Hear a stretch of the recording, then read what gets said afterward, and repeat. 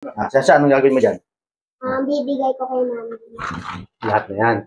Bakit? Wala siyang pambiling gamot. Ay, papay na yata. Ay, May surprise po ako sa inyo.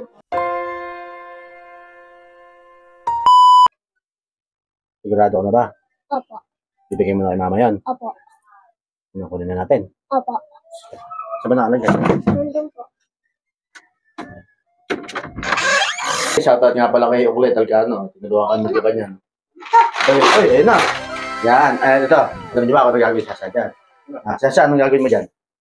Bibigay ko kay mami. Lahat na yan. Bakit? Wala siyang pambiling gamot.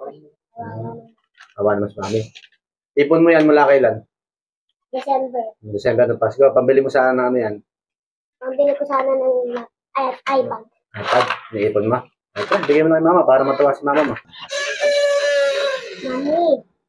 Mami. Mami. Ay, papay na yata. Ay, May surprise po ako sa inyo.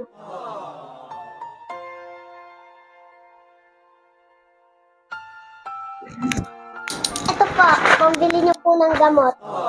Ano yun ba yun? Ano? Sa akin po to. Papasya mo yan ah. O nga po, bubuksan na po natin. Para sa'yo anak yan. Hindi po, para sa'yo na lang po. Di ba inipon mo yan para sa'yo? Hindi po, inipon ko na lang po para po magaling ka na po. Bigay mo sa akin yan. Pabili kong gamot. Opo. Wait naman ang anak ko ah. Salamat po. So,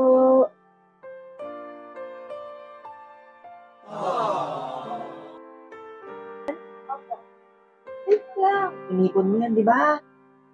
Sa'yo na lang po. Sayang mo lang alam mo. Ibili mo ng gamit mo sa school. Di ba sabi mo, bibili ng gamit sa school? Hindi na po. Bibigay mo sa akin? Wait naman ang anak ko doon. Papagamot ko ba ito? Tatanggalin mo na, bibiyakin mo na. Salamat po. So,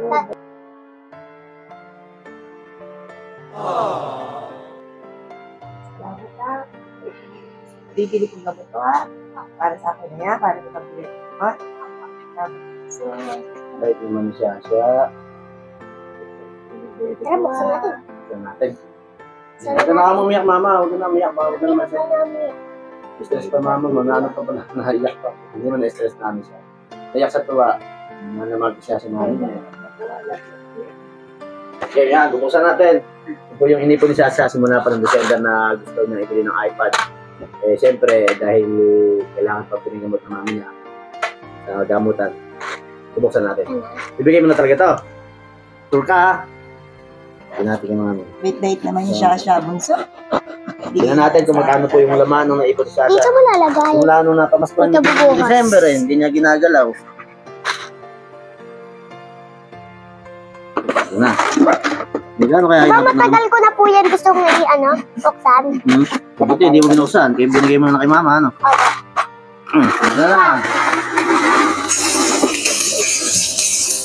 Oh, hindi.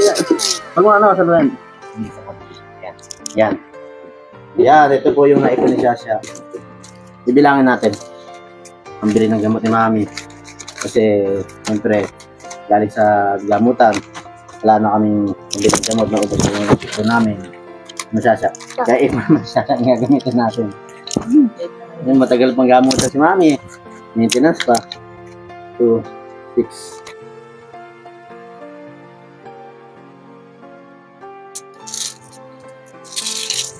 Ayan, ito po yung kabuuan ng naipon ni Sasha. Magkano to? Bilang natin.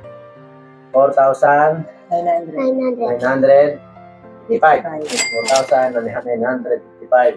Naipon ni Sasha mula December. Sana gusto niya ibigay niya iPad. Bibigyan niya siya ng niya kasi si Sasha ang awa na siya. Salamat bunso. Yun lang namin. Kaso, huwag mong hawakan mahal yung pera. Bawal ka mawak ng pera. Matinihan. Kapagaling kayo. Salamat bunso ah. Sa akin na talaga yan. Opo. Bibili kong gamot. Opo. Yan pa. Talaga ng baby ko ah.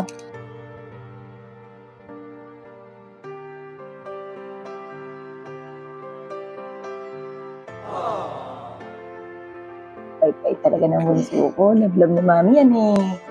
Pait naman. Bibigay pa sa akin pera niya. Katagal-tagal niya na inipon niya. Bibili niya ng tablet niya. iPad na. Hindi man makakabili niya ng iPad yan. Tablet lang. Nabuso. Kaya lang, ibigay mo na ba talaga sa akin yan? Bili ko ng gamot ko? Opo. Oh, yan bait. God bless po. So, Iingatan